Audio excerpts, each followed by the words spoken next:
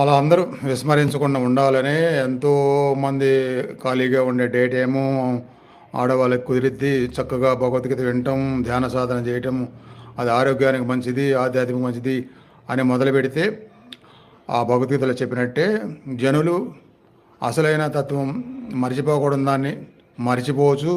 అసలు కాని దాని భౌతికలో ఎక్కువ ఉంటారు, అందుకే బాధలు అని అక్కడ పరమాత్మ భాష్యంలో చెప్పారు. అది వాస్తవం. నిరంతరం జరుగుతూనే ఉంటుంది. మన ప్రయత్నం మనం చేస్తాము.